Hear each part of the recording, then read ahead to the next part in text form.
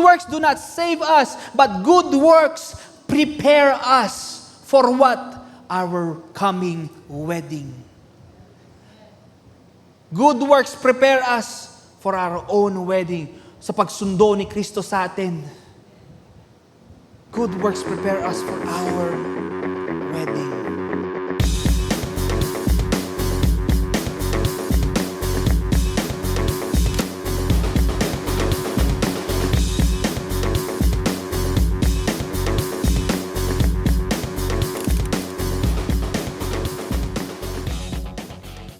So today, church, ang pag-uusapan po natin is the wedding of the Lamb and the marriage of the Lamb. So let's start with Ephesians 5, verse 31. And it says here, "For this reason, a man shall leave his father and mother and be joined to his wife, and the two shall become one flesh." Now, this is Paul speaking or writing. And sabi niya dito, in verse 32, sabi niya dito, this is a great mystery. Okay, this is a great mystery, but I speak concerning Christ and the church. Okay? Nevertheless, let each one of you in particular so love his own wife as himself, and let the wife see that she respects her husband. Amen. So brothers and sisters, today we are going to be talking about a wedding and a marriage. Okay? Pero hindi lang ito wedding ng ibang tao, kundi wedding mo. Wedding ko, wedding natin lahat. Okay? Kasi we are talking about the spiritual wedding of Jesus Christ and His church. His bride. Alam niyo ba that we are called the bride of Christ? Amen? We are called the bride of Christ. So, brothers and sisters, wedding natin to lahat. This is our wedding. Now, we see in the Bible, Jesus, lagi sinasabi, or He refers to Himself as the bridegroom. Okay? And in Matthew 9, verse 15, dito natin makita, Jesus referring to Himself as the bridegroom. This is Jesus speaking. Sabi niya dito, "Can the wedding guests mourn as long as the bridegroom is with them? The day will come when the bridegroom is taken away from them. Then they will fast." So Jesus is calling Himself here, ako yung bridegroom, ikakasal ako. Bakit sila magfa-fasting? Ba't sila magmo-mourn? Kasama pa nila ako. Pag umalis na ako, tsaka sila mag-mourn. Now, tayo naman po, Paul describes the church. Okay, the church. Tayo mga naniniwala kay Kristo. He describes us as the bride of Christ. In 2 Corinthians 11, verse 2, it says here, this is Paul, "For I am jealous for you with the jealousy of God Himself. I promise you as a bride, a pure bride, to one husband." Eh, sino daw yung husband na yun? Christ. Amen? So tayo po, we are the bride of Christ. Christ is the bridegroom. Ibig sabihin siya yung lalaki, he's the husband. And the church is the bride. Now, we see this illustration of marriage all over the Bible. From the Old Testament to the New. Okay, ginagamit ng Bible or the writers of the Bible ang illustration of marriage to show what type of relationship we have with Jesus. What type of relationship we have with God. Okay? Now, for us, the church, okay, for us to understand our spiritual marriage with Jesus, we first need to understand kung paano yung mga Hudyo or the ancient Jews, how they practice their marriage. And today, yan po ang pag-uusapan natin ngayon, i-explain ko po yan sa inyo. And mapapansin nyo, talagang ibang-iba As in, totally different from how our modern understanding of marriage is, especially here in the Philippines, to the ancient Jews' understanding of marriage and how a wedding is performed. So let's go. Simulan natin sa unang-una. Step 1 of the marriage. We have the betrothal. The betrothal. Okay? The price paid. Now, in ancient Jewish wedding tradition, the wedding begins at the betrothal period. In Hebrew, it is called the ketubah. The ketubah, okay? The ketubah is a Jewish marriage contract. Hindi po sing-sing ang binibigay, kundi kontrata kagad. Okay? Now, ang ketubah po is initiated by the son or the bridegroom, yung gusto magpakasal. And he would travel, either siya mag-isa or kasama niya yung father niya, he would travel to the bride's house and negotiate a bride price or a mohar. Now, pause tayo dyan. Bride price? Zach, bakit may presyo yung babae? Property ba yan? Property yung babae dyan? Hindi po. Alam ko medyo weird sa atin yan dahil bakit ko kailangan bayaran yung mapapangasawa ko? Okay, medyo weird. Pero culture po nila, yung culture po ng mga ancient Jews, culture po ni Jesus, is normal yan at kailangan yan. Why? Dahil nung panahon po nila, nung time nila, hindi pa po uso ang washing machine. Hindi pa po uso ang dishwasher. Lahat ng tao sa isang bahay, lalaki man o babae, may role at may trabaho. May responsibilities po lahat yan. Everyone had a responsibility in the house. May isang tagalaba, may isang taga-tend to the farm, pakainin yung hayop, maglinis, everyone had a role. Okay? So essentially, ang logic behind it is, mababawasan kami ng katulong sa bahay, ang tumutulong sa bahay. So kailangan mo bayaran yung value ng ginagawa niya. Okay? So kailangan bayaran. And we see this in the Old Testament. Okay, we see this in the Old Testament with Jacob. Do we all know who Jacob is? Who will also be renamed to Israel, Jacob. Okay, si Jacob po, he worked 7 years para mapakasalan niya si Rachel. 7 years siya nagtrabaho sa tatay ni Rachel. Nung pagdating ng 7th year, ikakasal na siya, medyo nag-enjoy si Jacob at nalasing siya. Pagkagising niya, pagtingin niya, sa katabi niya sa kama, si Leah ang katabi niya. Si Leah po, kapatid ni Rachel, older sister ni Rachel. So busy mo, paggising mo, kala mo, katabi mo na ang asawa mo, kikis mo na tapos ibang tao. So ano ginawa niya? Nagreklamo siya kay Laban. Bakit si Leah binigay mo? Sabi ni Laban, dapat mauna yung older sister, dapat siya unang pakasalan. Ito si Jacob, wala siya magagawa eh. Sabi niya, sige, gusto ko pa rin pakasalan si Rachel. At ginawa niya. Nagtrabaho ulit siya for 7 years para mapakasalan lang si Rachel. Isipin niyo kung gaano kaganda si Rachel. Para gawin niya yun, 14 years siya nagtrabaho para pakasalan lang si Rachel. So makita natin that this is an old practice na ginagawa na nila. Si David naman, gusto pakasalan yung anak ni Haring Saul. Shepherd boy lang si David. Walang pera yan. Ano ginawa? Sabi ni Saul, sige, to prove your worth, bring me 100 Philistine foreskins.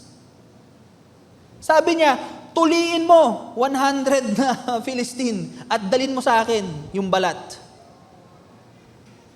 Medyo weirdo si Saul, gets naman natin. Kaya nga na demon possess yung tao.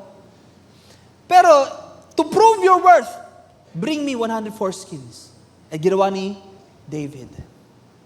So this concept of paying or to prove your worth ay normal practice po sa kanya yan. We are not talking about women as property, kundi it is just how things work. Okay? Wala pang kuryente dati. Now, I want you to see what Jesus did for us. Kung anong ginawa ni Jesus para sa atin, the church, the bride, His bride. Jesus came here on earth. Jesus came here on earth, kung saan tayo nakatira, our home. And then He negotiated a price. And then He decided, okay, na yung presyo daw natin is His blood. Ang kanyang dugo. Ibig sabihin nun, ang kanyang buhay. In the Bible it says, the life is in the blood. So Jesus decided na ang value natin to Him, our value to Him is His own precious life. The Creator, our Creator, all things are made through Him. And nothing was made that was not from Him. Creator natin siya.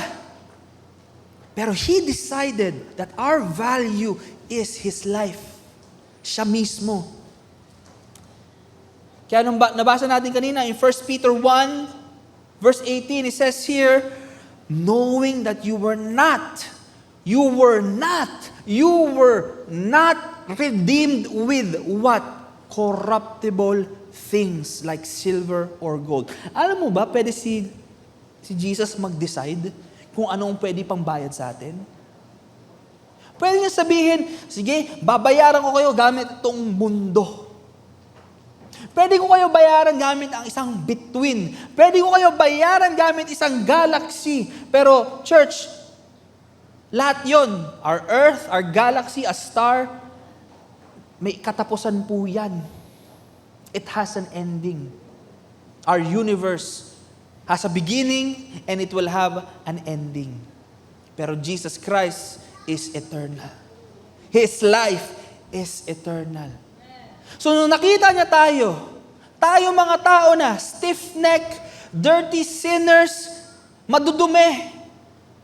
Totoo lang, ganyan tayo eh. That is us before Christ Jesus. We are helpless with our sins. We are drowning in our sins. Pero nung nakita niya tayo, He said, ang value niyan, hindi bituin, hindi yung mundo, hindi yung galaxy, kundi buhay ko mismo. Yung gumawa sa atin. Naisip niya, grabe, buhay ko ang katumbas ng buhay nila. In verse 19 it says, but with the precious blood of Christ, as a lamb without blemish and without spot.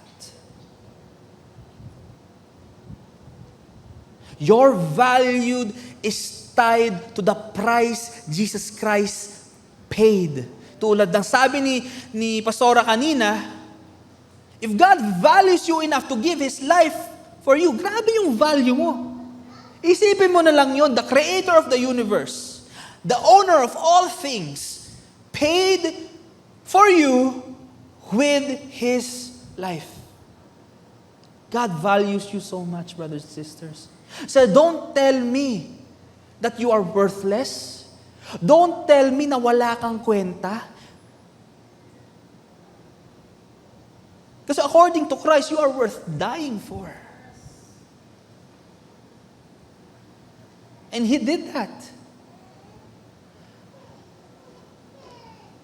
So do not let anyone bring you down. Do not let anyone devalue you. Because once you understand, pag naging revelation sa atin to lahat, that God values me so much that He died for me.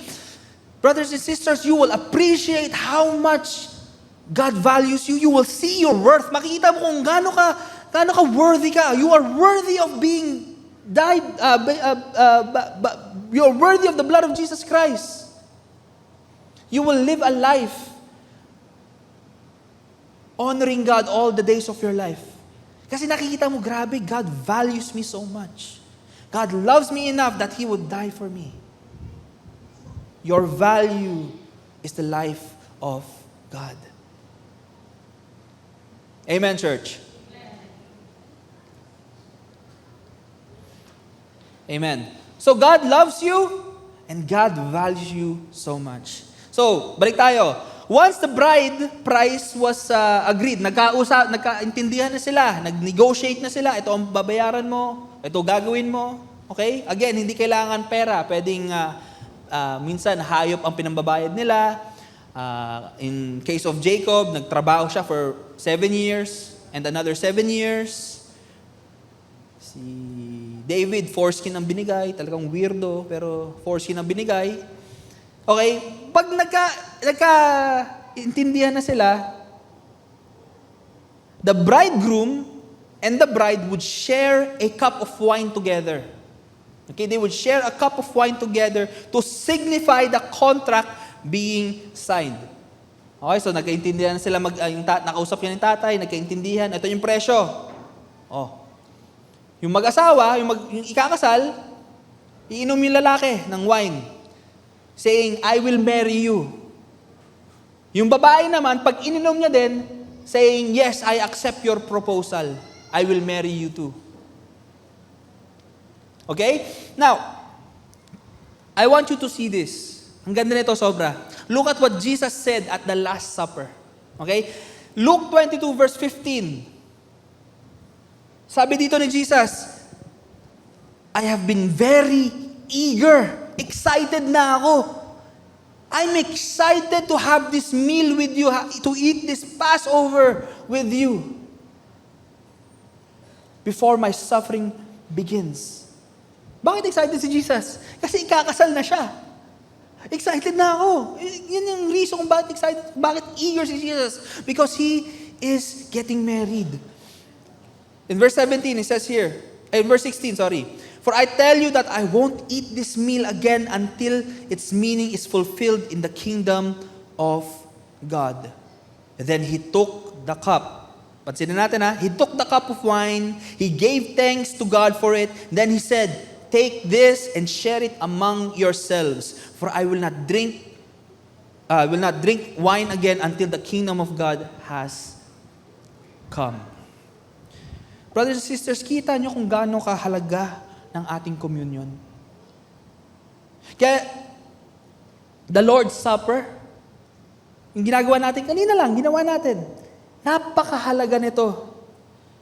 Because it is a reminder for us, the bride of Christ, that He has paid a price for us with His blood, and that He is coming back for us. And every time we partake of the cup, brothers and sisters, every time we drink this cup, we are saying, yes, Lord Jesus, I will marry you. That's what it means. So that's why I encourage you every Sunday, kung meron po kayong chance, o kung kaya nyo po, makapunta ng mas maaga sa church to praise and worship, and to partake of the communion before you hear the word. Brothers and sisters, gawin po natin. Gawin po natin and see the benefits of communion in your life. When you are sick or may nararamdaman po tayong karamdaman sa katawan natin na hindi dapat, partake of the communion and see the benefits of the communion in your life. When the enemy is attacking you, attacking your family, partake of the communion and know that Christ Jesus is always with you and He will never leave you. Amen, church? So, gawin niyo po sa bahay. And kung, para sa akin, seryosohin po natin. Kung meron po tayong flat bread, yung hindi po umaalsa, so pwedeng pita bread, yung pang shawarma, pita bread. Tapos, kainin po natin yan, the Lord's body. And then, kung meron kayong wine, pwede, inom kayo ng wine. Kung di po kayo umiinom, pwedeng juice. Okay? No problem yan. But partake of it. And I recommend daily. So you know what you have in Christ Jesus. That you are reminded that Christ Jesus is with you and that He is coming back for you. Amen. Now, before di ba, nagkaintindihan na sila, may usapan na sila, yung part 2 po natin, yung step 2 po natin dyan is aalis. Okay, aalis yung bridegroom.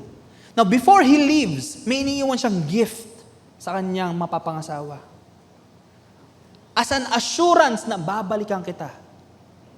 Okay? Patsaka yung ketuba, iniiwan yan sa bahay ng pamilya ng babae. Para may kontrata, makita yung kontrata. Assurance niya yon. Yan yung assurance niya na babalik siya. And brothers and sisters, before Jesus left, may binigay siya sa atin. Sino nakakaalam kung ano binigay niya sa atin? He gave us the Holy Spirit. So the Holy Spirit is the assurance of your salvation. Kung tunay ka na kay Kristo, if you are truly in Christ Jesus, then you have the Holy Spirit in the inside of you. The Holy Spirit is the one that transforms your heart. Amen? So makakasigurado tayo that He is coming back for us. So let's go to the step 2, the separation. Okay? Now the separation, He goes to prepare a place. So after drinking the wine, the bridegroom, yung lalaki, would leave and return to his father's house. Now during this time, itong panahon na to, nung umalis siya, he will not see the bride again until he finishes building a room in his father's house. Now, it could be a room. Depende lang po kung gaano kayaman tong tao na to. It could be a room, it could be a house. Okay, siyempre minsan uso yung compound dati, pwede silang gumawa lang ng bahay lang. It could be a room or a house. Okay? Now, dyan sila titira mag-asawa. Now, in Jewish tradition, the father is the only one. Siya lang ang makakasabi when the room is ready or the house is ready.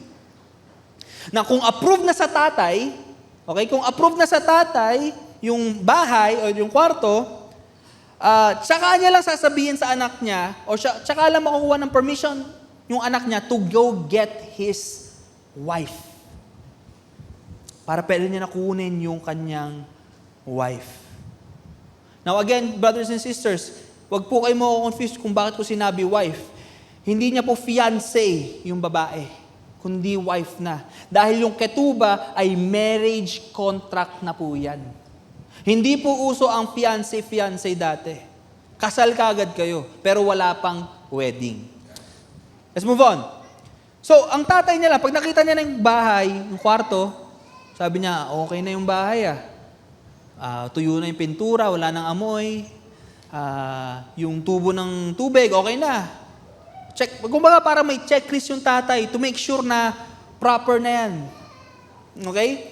Tsaka niya lang sasabihin sa kanyang anak, go get your wife. Para masimulan na natin yung wedding. Go get your wife.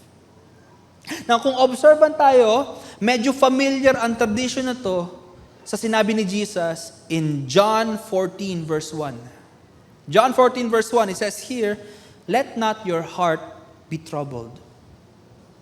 You believe in God, believe in me also. In my Father's house, there are many mansions. In other translation, there are many rooms. Sa iba, there are many dwelling place. Okay? If it were not so, I would have not told you. Kung hindi naman totoo, hindi ko sasabihin sa inyo. I go to prepare a place for you. And if I go and prepare a place for you, I will come back. I will come again and receive you to myself, that where I am, there you may be also. So makita natin dito, Jesus is not making a new teaching. He is not making a new metaphor. Kasi ang kausap dito ni Jesus ay mga first century Jews. Sila Peter, sila John, sila James. Mga Hudyo yan. So, when Jesus spoke these words, naintindihan nila. Hindi lang nila gets kung bakit sinasabi ni Jesus yun. Sinasabi nila, bakit ganyan magsalita si Jesus? Nagsasalita siya na parang ikakasal siya. Kasi naiintindihan nila yung pag sinabing, I go to my Father's house to prepare a room for you. Naiintindihan nila yon. Nasa kultura nila yon. At nakapunta na nga sila sa wedding. First miracle ni Jesus, nakapunta sila sa wedding. So naiintindihan nila yan. They gets na mga Hudyo yan.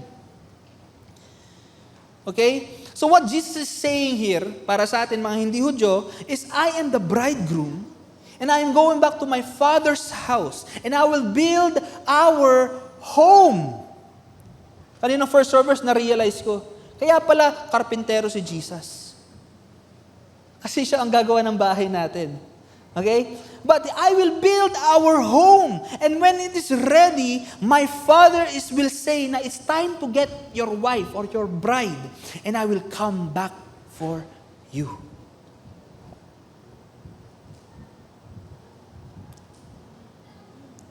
Now, church, when you understand this concept, kung saan it is the father, yung tatay po ng bridegroom, the father is the one to announce. O sabihin ko ulit, to announce when the bridegroom is coming back for his bride, maintindihan natin itong verse na to. Okay? Matthew 24, verse 36. It says here, this is Jesus speaking, but concerning that day, anong day yun? The Lord's day, ang pagbalik. And no one knows, wala doon nakakaalam, not even the angels of heaven, nor the Son, but the Father only. Only the Father knows when the hour and the day is. Now, madami pong tao, especially Muslim debaters, ako po kasi ay mahilig po ako manood sa YouTube ng mga debate. Ewan ko kung bakit, nai-enjoy ko po. And most of the time, ang pinapanood ko is about religion. So, mga Muslims versus Christians, okay? So, yan madalas kung naririnig, sasabihin nila, etong verse na to, na-disprove na Diyos si Jesus. Bakit? Kasi, in Matthew 24, sabi, only the Father knows when His return is. Only Father God knows the return. Si Jesus, hindi niya daw alam kung kailan. And God is all-knowing. Kung all-knowing si God, at si Jesus, hindi niya alam kung kailan yung hour niya, hindi Diyos si Jesus. Jesus is not God. Hindi niya alam kung kailan. He is not all-knowing eh. But brothers and sisters, since we understand the context is marriage. The context is a wedding. Okay? We understand what Jesus meant when He said this. Sabi niya, we understand that it is not for the Son to announce. Hindi yan responsibility ng Son. Ang responsibility ng Son is to build the house or build the room. It is the responsibility of the Father to announce. Ulitin ko, ang responsibility ni Jesus, okay? Ang responsibility ni Jesus is to build the room, hindi mag-announcement kung kailan siya babalik. Brothers and sisters, of course, alam ni Jesus kung kailan siya babalik. Siya yung gumagawa ng kwarto. Karpintero siya, alam niya kung pag wala nang kailangan pako na kailangan, pukpukin. Alam niya kung kailan tuyo na ang pintura. Karpintero yan. Trabaho niya yan. Alam niya kung kailan tapos ng trabaho. Siyempre, ang trabaho lang ng Father is to do the final checklist. And when the final checklist, okay na lahat, check sa ilaw, check sa kuryente, check sa tubo ng tubig. Then, only then will He say, anak, ready na yung bahay. Go and get your wife. So it is the responsibility of Father God to announce the day and the hour. It is not Jesus' responsibility. Tandaan po natin, the Godhead, the Trinity, may kanya-kanyang roles po yan. Okay? They have their own roles. Okay? Hindi po si God the Father ang namatay. Si Jesus the Son ang namatay. God the Son ang namatay. Amen? Naintindihan po natin? Amen. Let's move on. So, sunod naman, step 3 naman po of the ancient Jewish wedding. The waiting. Okay, the waiting. The bride prepares herself. Now, while the groom is gone, The bride has a job to do. May kailangan silang gawin. At ano yon? Okay? Ano yung kailangan nila gawin? Yung trabaho nila is to get ready. Yan lang. Yan lang ang trabaho niya, is to get ready. Now, nung panahon po nila, of course, hindi pa uso ang mga tailor shop. Di ba sa atin, sa Pilipinas, pumunta tayong Divisoria para kumuha ng tela. Tama po ba, ladies? Sa mga kinasal na dyan, Divisoria, para mura, no? Dati, hindi pa uso yung mga ganyan. Sure, meron ng ganun, pero pang mayaman lang.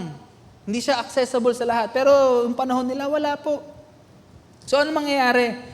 The bride will usually, siya po ang magtatahi ng sarili niyang dress. Okay? So, she has to get herself ready. She has to choose her bridesmaid. Okay? She has to stay faithful to her husband. Para tayo sa natural, ngayon sa panahon natin, ang mga babae, mamimili ng bridesmaid, mamimili kung ano yung motif ng wedding. Tama ba, motif? Diba? Yung motif ng wedding, kung anong kulay susuotin ng mga guests, kung ano yung flower arrangement, kung ano itutugtog pagpasok ng Here Comes the Bride. Lahat yan, pinaplano. Okay? And again, church, itong wedding nila, itong marriage nila, hindi ito engagement. What they have right now is an actual wedding according to Jewish law. It is considered a marriage. Marriage na sila. Married na po sila. Married couple na po sila. So when people see the woman, okay, when people see the woman, ang sinasabi nila dyan, uy, spoken for na yan. Uy, kasal na yan. Hindi na single yan. Alam niyo po ba, to break off the wedding, para ma-cancel yung wedding, legally, they have to get a divorce. Legally, they have to get a divorce. At hindi pwedeng basta-bastang divorce lang, na no-fault divorce. Kailangan may grounds for divorce. Kailangan may adultery na naganap. Hindi pwedeng, ayoko na. Nakakainis kasi, ayoko na. Walang ganun. Wala pong pagtanggal ng singsing at bato sa kanya. The engagement is off. Walang ganun. Kailangan mong pumunta sa korte to file divorce. Because you are legally married. Okay? And ang magandang example nito is, na alam natin lahat, ay si Joseph at si Mary. Joseph and Mary, the parents of Jesus. Okay, very good. So Joseph and Mary, the parents of Jesus. So si Joseph po, nung nalaman niya na buntis si Mary, aba syempre, sino ba naman tao sabihin, ay akin kaya yan? Ay wala pang hindi pa sila nagko-consummate ng wedding nila. Nung nalaman niya na buntis si Mary, ang balak gawin ni Joseph is to divorce her quietly. Ano ibig sabihin? In secret, i-divorce siya. Kasi Mary has been unfaithful. Hindi naman niya alam pa. Okay? Bakit? Hindi pa sila kasal nun They were just betrothed to each other. So wala pang kasal na nagaganap. So, but we all know the story. Pinigilan siya ng angel of the Lord. Sinabi niyang, that is the Son of God. That's in Mary. Siya ang magdadala. Okay? We know that story. Pero makita lang natin na legally, these people are married. At kailangan divorce. Divorce talaga para makancel ang wedding.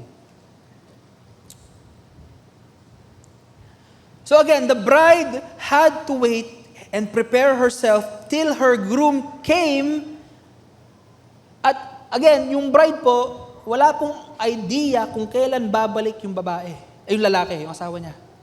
Wala siyang idea. Kasi it is only the father that will announce when his return will be. Okay? Yung tatay lang ng bridegroom ang pwede mag-announce. So paano naman tayo? Tayong Christians, tayong church, the bride of Christ. Paano naman tayo? Anong wedding dress? Ano ang wedding dress natin? At paano natin ito igagawin? Okay, paano natin gagawin to? Ano susuotin natin sa ating wedding? How are we to prepare our dress? Revelations 19 verse 8. It says here, she, referring to the bride of Christ, has been given the finest, pure, white linen to wear. For the fine linen represents the good deeds of God's holy people. In other translation, it represents the righteous acts of saints. Brothers and sisters, siguro ito na ang clearest or pinakamalinaw na description para sa akin.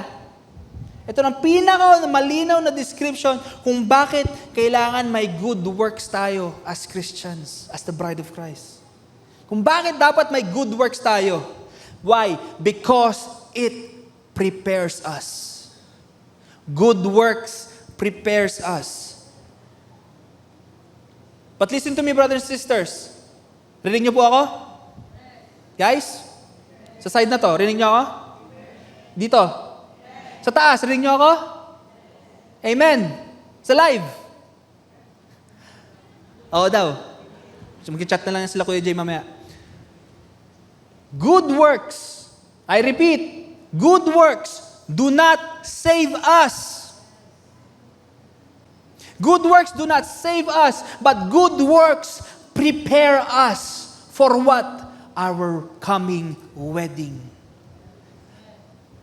Good works prepare us for our own wedding, sa pagsundo ni Kristo sa atin.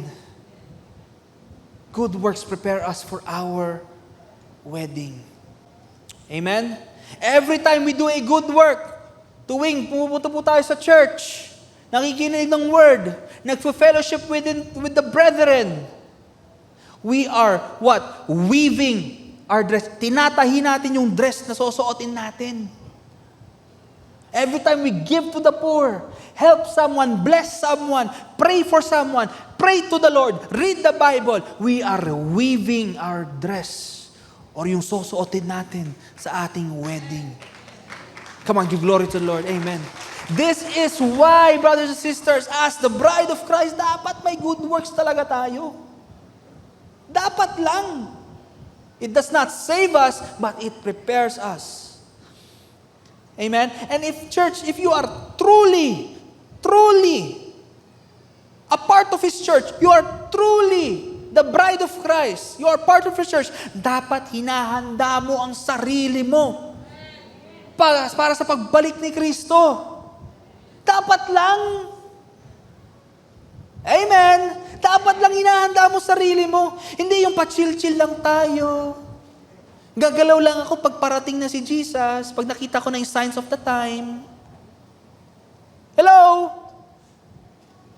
2,000 years na parating na si Jesus. From Peter's generation, parating na si Jesus, pabalik na si Jesus. Generation ni Paul, parating na si Jesus. Generation ni Martin Luther, pabalik na si Jesus. Brothers and sisters, the Bible tells us, okay, the Bible tells us that Jesus will come back like a thief in the night. Ano ibig sabihin nun? Magnanakaw si Jesus? Hindi po. It means unexpected. Babalik si Jesus. Unexpected. Sino dito nag-e-expect magnanakaw? Taas kamay. Ine-expect mo may magnanakaw ng bahay mo. Meron po bang ganon? Wala. So unexpected, babalik si Jesus. So how can you say, gagalaw na ako, maniniwala na ako kay Jesus pag malapit na, pag nakita ko na yung signs of the time. 2,000 years na po may signs of the time. We are in the last days, brothers and sisters. Now is the time to move. Now is the time to do good works. Not to save ourselves, but to prepare us for His return. Brothers and sisters, imagine lang natin to sa totoong buhay, in the natural. Okay, imagine natin to. Isipin mo na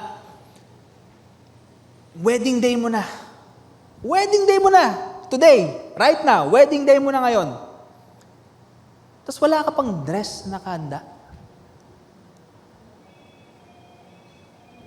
Hello? Wala ka pang dress na nakahanda. Wala ka pang makeup. Ngayon ang wedding mo, yung buhok mo, magulo pa. Hindi ka pa nagpa-plancha. Hindi ka pa nagpapa-perm. Hindi ka pa nagpapa-bangs. Guys, pansinin niyo yung bangs ni Mami. Bago yan. Bagong kulay pa. Thanks, Sister Mira.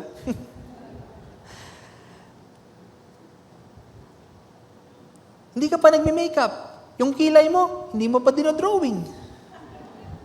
Yung kuko mo, hindi mo pa ginuglu.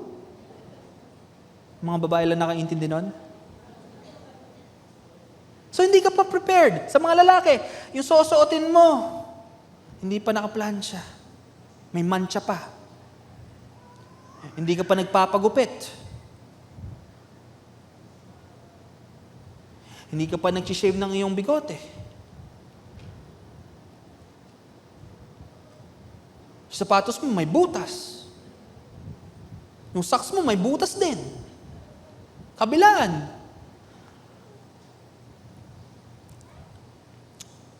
Sa tingin nyo, anong sasabihin ng mapapangasawa mo pag nakita ka niya doon sa pintuan? Anong sasabihin niya sa ginawa mo? Na hindi ka naghanda, hindi ka nag-prepare. Anong sasabihin niya sa'yo? Ang sasabihin niya sa'yo, wala ka bang pake na ikakasal tayo today? Hindi mo man lang pinaghandaan? Alam mo naman kung ikakasal na tayo, hindi ka man lang nag-prepare? Ano ang sinasabi mo? Wala kang pake na ikakasal ka today. Kumilos ka lang nung nandun na.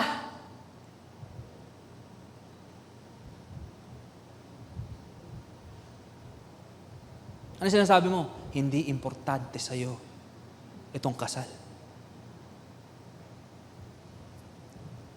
So brothers and sisters, it is time for us to prepare ourselves for our own wedding. For our own wedding. Hindi pa tapos ang lahat. Hindi pa huli ang lahat. Wala pa si Jesus. Wala pang announcement. So you have time. If you think na hindi mo pa nagagawa yung part mo, may oras pa. You have time. That's why John tells us in 1 John 2 verse 28. Sabi niya dito, he's talking to us here, now little children, referring to us. Abide in Him. Abide in Jesus. That when He appears, pag nagpakita na daw siya sa atin, we may have confidence. Ulitin ko, that we may have confidence and not be ashamed before Him. Bakit? Kasi prepared tayo, nakaayos tayo. Nakakabit yung kuko mo, may kilay ka.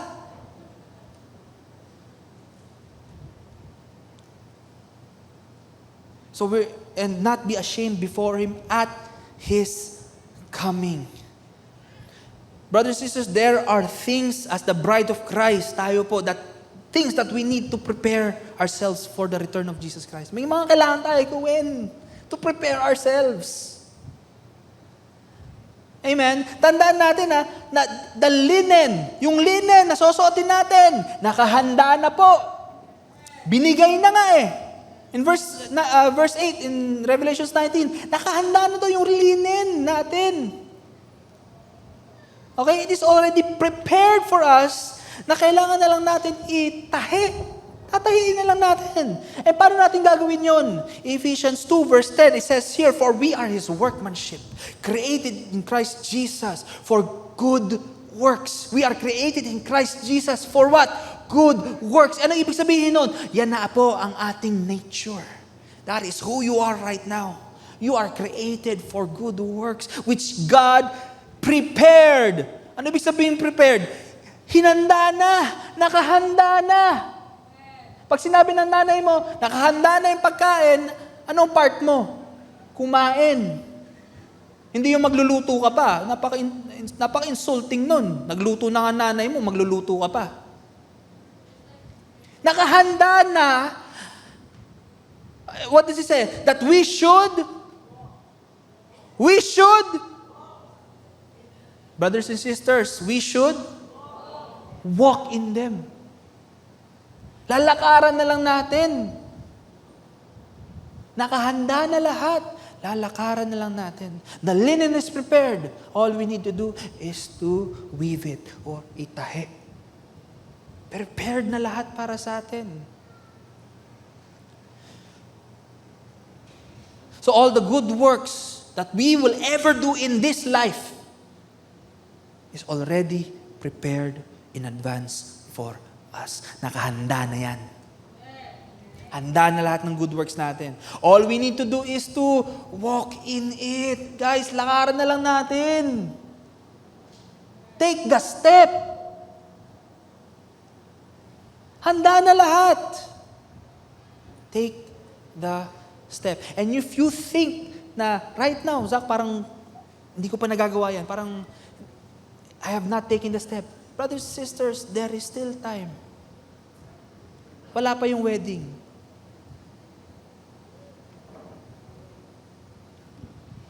Amen. Now let's go to the fourth step. Fourth step naman po tayo. The return of the bridegroom. Okay, the return of the bridegroom. So when the father of the groom gives his approval, ulitin ko, nag-checklist na siya. Sabi niya, okay na yung bahay mo, yung kwarto mo, check na yan. Appropriate na yan. Pwede mo na sunduin ang iyong asawa. So when the father gives the approval to the groom, yung groomsmen, at madaming po sila, madaming lalaki yan, hindi yan dalawa or tatlong tao lang, pero madaming lalaki yan, they would go to the village with the groom, the village ng bride, pupuntahan nila yung village ng bride, at night, sa gabi po. Bakit sa gabi?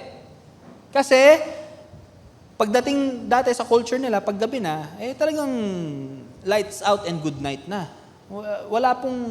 Hindi pa po uso ang night shift nun. Wala pang taskas nun, guys. Wala pang VA. So, walang night shift. Di uso yan. Pagdating ng gabi, lahat ng tao nasa bahay. Patulog na. Para maaga ang gising bukas. Kasi magtatrabaho na, magpa-farm pa sila. Hindi uso ang gimmick sa gabi dati. So, they would come at night para sigurado sila na yung babae, yung bride, ay nasa bahay. Okay? And they would come at night to the village, the bride's village, and they will announce the return of the groom. Nagsisisigaw sila. Napabalik na yung groom. Sisigaw na, here comes the bridegroom, here comes the groom. Ayun talaga lang, nagsisigawan sila. Andito na siya, bumalik na siya. They are shouting at the village and they are blowing horns, shofar horns. Okay, ang shofar horn po, pakita po natin yung picture, is a ram's horn. At nag-iingay sila doon. Nagsi-celebrate sila. Eto na siya! Bumalik na siya! He's coming back to pick up his wife, to snatch his wife away. So, ano mangyari? Magigising yung buong village. Okay? Yung buong village magigising, tapos maririnig yan ng bride. Maririnig ng bride yan, at mabilis niyang susuotin yung wedding dress niya, yung gown niya. At susuotin niya na yung veil niya. Okay? Tapos tatawagin niya na yung mga bridesmaid niya. Ayan na siya. Ikakasal na ako. Okay? Now, alam niyo po, minsan, actually, may dala pang ladder yung groom. Kasi minsan, uso na dati, may second story ang bahay nila. Doon nakatira doon yung kwarto ng babae. So yung babae, nakatingin sa bintana nakaganyan, tapos yung groom, magdadala ng ladder. Magdadala siya ng ladder, okay? He will climb up the ladder At habang yung asawa niya, yung wife niya, nandun sa bintana, he will snatch her away. Kukunin niya sa bintana. At hindi niya na kailangan magpaalam sa tatay. Hindi niya sabi, sir, papakasalan ko na anak niyo. Walang ganun. Kukunin niya na lang. Okay? He will snatch away the bride. Tapos pag nakuha niya na yung bride, buhat-buhat niya na, yung buong village, yung buong village ng bride, sasama sa kanila at pupunta sila pabalik sa bahay ng kanyang tatay. Para masimulan na ang wedding feast. Okay? Magsisimula na ang wedding feast. And church, I'm sure napansin nyo yung parallel to scripture natin dito. Okay? Kung matagal na kayo sa church, and madalas to na may mention ni Pastora, in 1 Thessalonians 4 verse 16, it says, "For the Lord Himself will descend from heaven with a shout, with the voice of an archangel." Ano ginagawa ng groomsmen? Nagsisisigaw. Here comes the groom! Here comes the groom! Okay? Nagsisigaw sila. And with the trumpet of God, nagtotrumpeta pa. Okay? And the dead in Christ will rise first. Then we who are alive remain shall be what? Caught up. Ano ibig sabihin ng caught up? To be harpazo, to be snatched away, to be raptured. We'll be caught up together with Him in the clouds to meet the Lord in the air. And thus, we shall always be with the Lord. Therefore, comfort one another with these words. Na-comfort po ba kayo? Amen. Brothers and sisters, I want you to know, especially for those that are hearing this for the first time, that the rapture is not something to be feared. Hindi po nakakatakot yan. The rapture is not something to be feared for the church. It is something that we wait for. It is something that we celebrate, that we are excited for. Brothers and sisters, this is not simply an event. Hindi lang to event. Alam niyo, pag nawala tayo dito sa earth, sabihin ng mga tao na tira, grabe na, lalo nyo yung event na nawala lahat ng tao. No, brothers and sisters, this is not just an event, but this is our wedding day. Ito po ang wedding day natin. The day that Jesus Christ snatches us from this world is our wedding day. This is a reuniting of two lovers, Jesus Christ and the church. Ito nangyari. This is a reuniting of two lovers. Jesus Christ and the church that He bled and died for. The church that He redeemed with His blood and gave His eternal life to. Amen, church? Let's go to the fifth step. Ito na yung last step natin. Okay, last step. The chamber, or the room, or the house. 7 days together. And this is also the 7-year tribulation. Now, when everyone arrives at the Father's house, bumalik na sila. Lahat sila, kasama yung community, yung village, yung mga bisita. Lahat sila, pupunta sa bahay ng tatay ng groom.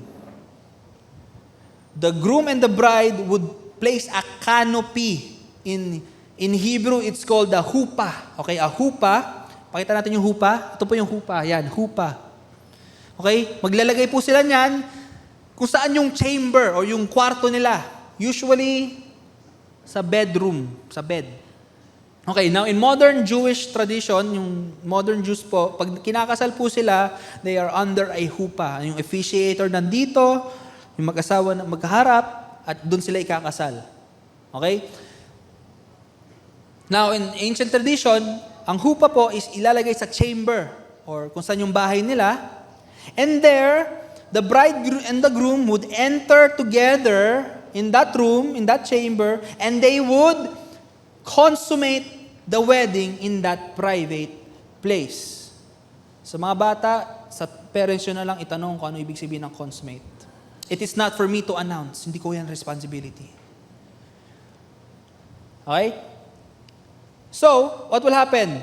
During that time, the bridal party, yung mga bisita ng wedding, waited outside.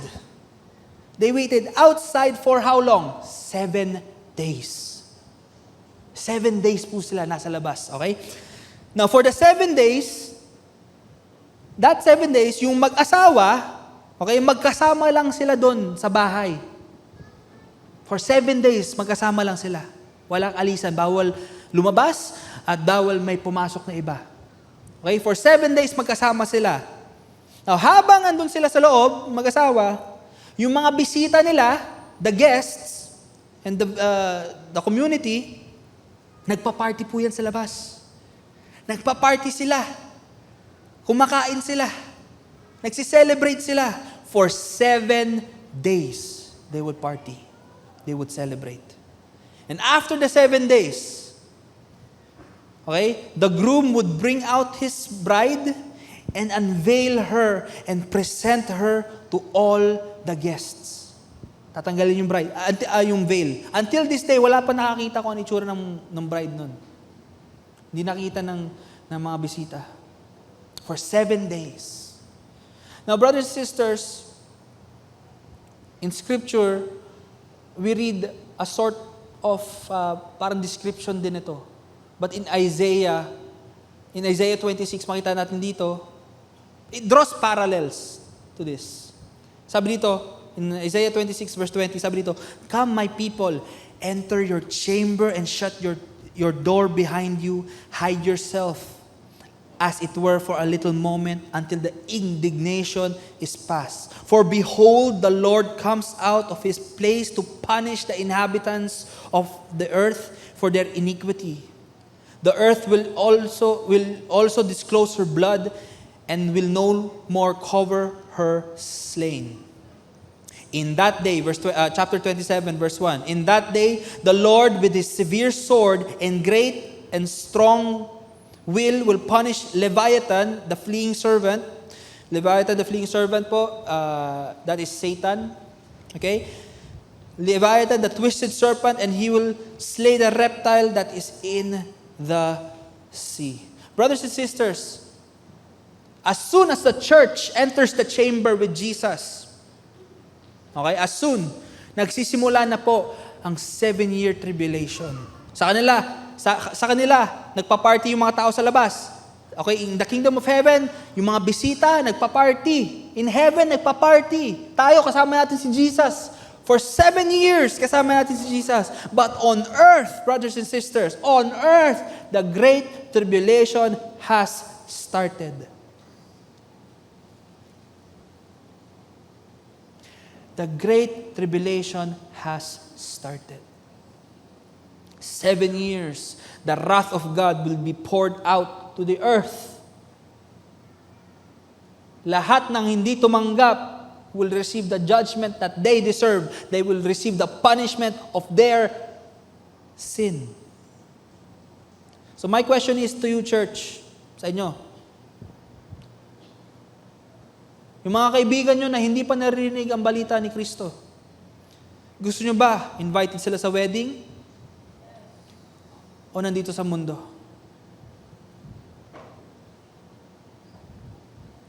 You have to make that decision for yourself. Do you want them with us, hidden in the chamber where it's safe? Or will they face tribulations, the wrath of God, the punishment of their sin?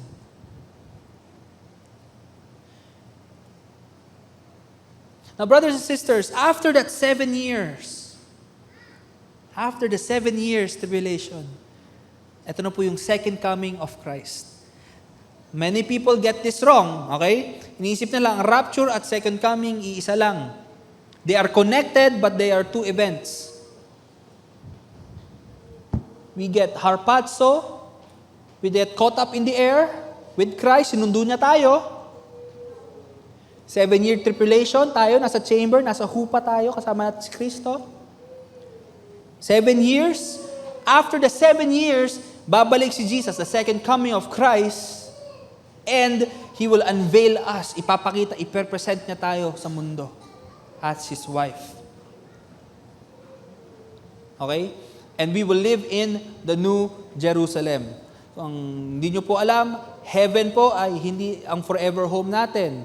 Diyan lang tayo for a while. And then there will be a new earth kung saan tayo titira. And then for 1,000 years, we will reign with Christ. Okay, 1,000 years we will reign with Christ. And then may final battle na mangyayari. But hindi yan ang message ko for today. For more information, please hanapin niyo po ang Revelations, Book of Revelation ni Pastora. Nasa YouTube natin yan. Okay, so we will be revealed at the second coming of Christ. In Revelations 19 verse 7, it says here, let us be glad and rejoice, and let us give honor to Him. For the time has come for the wedding feast of the Lamb, and His bride has prepared herself. She has been given the finest pure white linen to wear, for the fine linen represents the good deeds of God's holy people. And yun na po yun. That is the completion of the wedding of the Lamb. Yun na po yun. That's the end of the wedding. Now, brothers and sisters, I want you to see how important marriage is to our God. Okay? As I said a while ago, this is how God demonstrates our relationship with Him. Ito ang illustration ng relationship natin with God. And brothers and sisters, I want you to see na sobrang halaga na our married people stay together. Sino po dito makasal na? Taas po kamay. Huwag po tayo mahiya. Maging proud po tayo. That is a great thing that you did. Kasal kayo, that is a sacrament. Alam niyo po ba that being married to someone sanctifies your behavior? Nasa-sanctify yung behavior mo. Bakit? Kasi tinitiis mo yung hilik ng asawa mo araw-araw. Imagine, katabi mo matulog,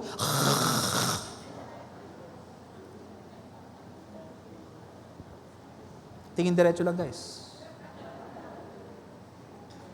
Baka walang date mamaya. Tapos imagine,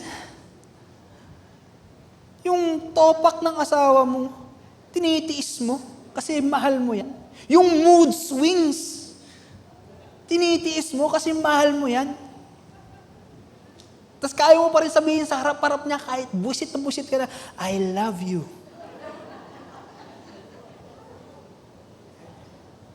Brothers and sisters, marriage will sanctify your behavior talaga.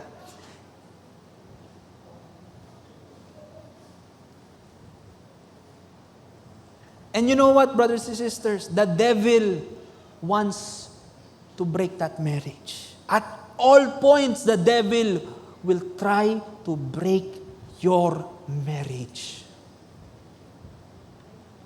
Kasi your marriage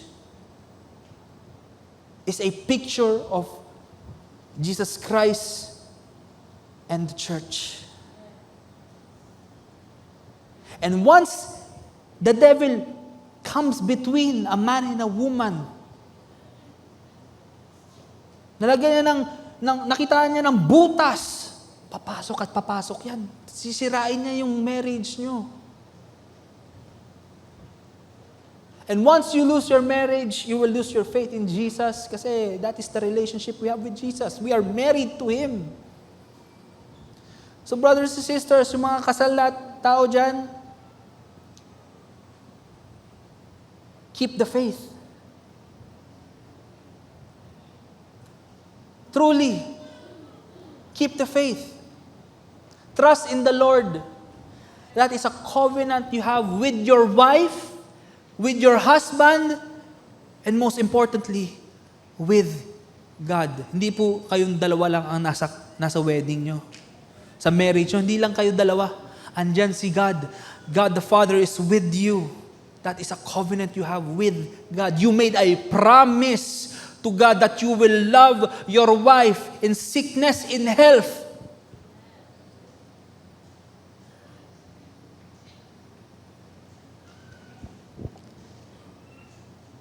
Amen, church. I want to do something. Husbands, harapin nyo ang inyong asawa. Harapin nyo, dali. Napakahalaga nito. At sabihin nyo sa kanila, maaari bang hawakan yung kanilang kamay? Hawakan yung kamay nila. Husbands, sabihin nyo sa asawa nyo, I will love you.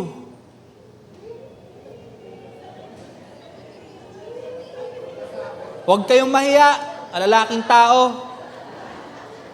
Hawakan nyo. Husbands, repeat after me. I will love you as Christ has loved the church. That is the command of the Lord. Love your wife as Christ has loved the church. Akala nyo nakaligtas kayo.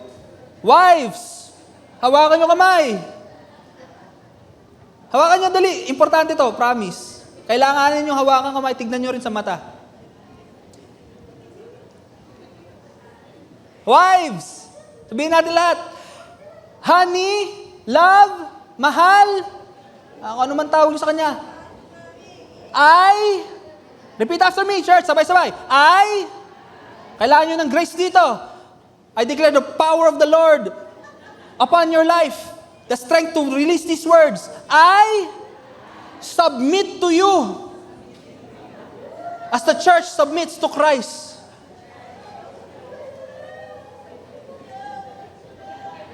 Husband, sinabi ba?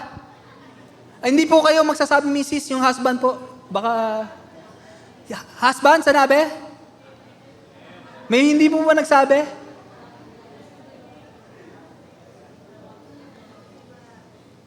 And that is the order that God has given us. That Christ loved the church so much that He is willing to die for her.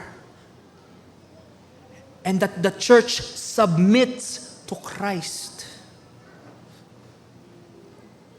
And once you understand the order that God has given us, hindi to about control, hindi to about authority, it is about listening to the commands of God.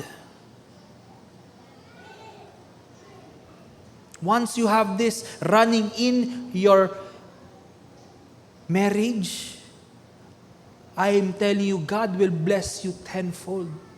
Because you are displaying, you are giving an illustration to the world, to your friends, to your kids, of how Jesus Christ runs His relationship with us. How Jesus Christ displays His relationship with us. So do not give room to the enemy. Do not give room to the enemy. Kung kailangan nyo i-delete ang Shopee, i-delete nyo na.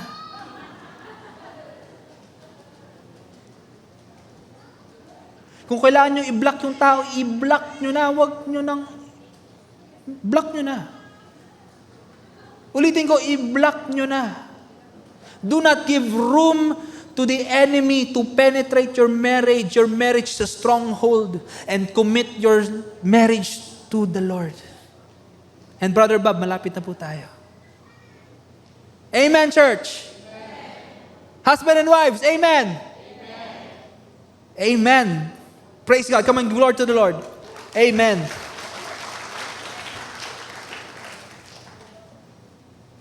Now, church, eto na. Question ko sa inyo. Patapos na tayo. Medyo matagal ang word natin today. But I hope na may natutunan tayo. Amen, church? Amen. Now, church, my question is to you.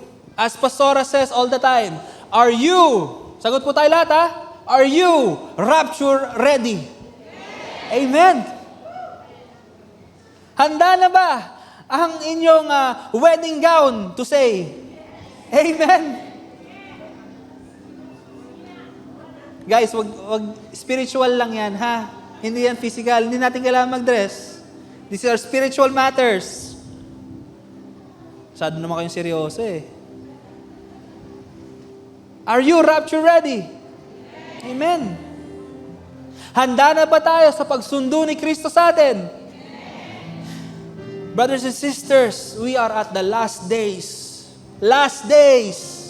We are at the last days. Hindi na tayo pwede patulog-tulog like the parable of the servant na gagalaw lang ako pag andyan na malapit na yung master natin. Hindi po pwede. Hindi po pwede yan. Oras na po para gumalaw tayo. To move. Oras na po para lumabas tayo sa comfort zone natin.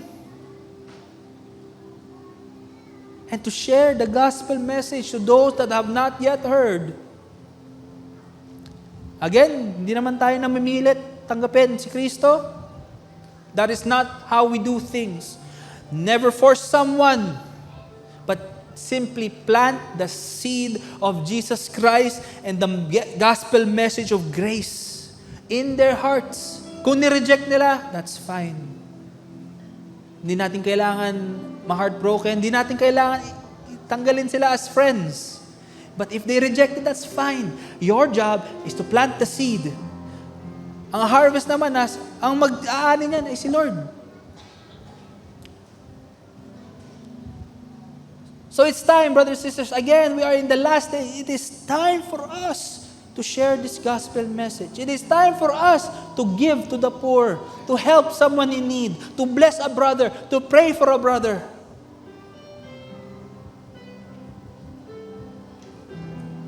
Brothers and sisters, tandaan natin to ha. Again, rinig nyo ako sa taas? Hindi na ako rinig sa taas. Rinig nyo ako sa taas. Rinig nyo ako dito. Rinig nyo ako dyan. Sa live, rinig ako. Our good works does not save us, but our good works prepare us for the coming of our Lord Jesus Christ, for His return, for when our wedding day is to come. Be ready. Act in faith. Move in faith. Brothers and sisters, as the bride of Christ, we walk by faith, not by sight. Ang sight natin, sasabihin, mahiyain kang tao. Mahina ka, hindi ka magaling magsalita, ba't ka mag-share ng gospel message? But by faith, we have been given talents. We have been given resources. And I'll end with this. Matthew 9 verse 36. This is Jesus speaking. Sabi dito, when He saw the crowds, He had compassion for them. They were harassed and helpless, like sheep without a shepherd. Then He said, this is Jesus speaking to His disciples, the harvest is plentiful. Ang dami daw. The harvest is plentiful, but the laborers are few. Therefore, pray earnestly to the Lord of the harvest to send out laborers into His harvest. And brothers and sisters, tayo po yung laborers na yun. Hindi lang po yung mga church volunteers, hindi lang po kami ni Pastora, hindi lang kami nila Pastor June, hindi lang yung staff dito sa church. Kundi tayo lahat, the bride of Christ, tayo lahat ang laborers. That's why Jesus tells us to go out into all the worlds and disciple every nation, and baptizing them in the name of the Father, of the Son, and the Holy Spirit. It is time that we move, for we are in the last days. It is time to share Jesus to those that have not heard yet. Wag na po tayo mahiya. Malapit na si Jesus. Did we learn something today, church? Amen. Praise God. Come and good Lord and Lord.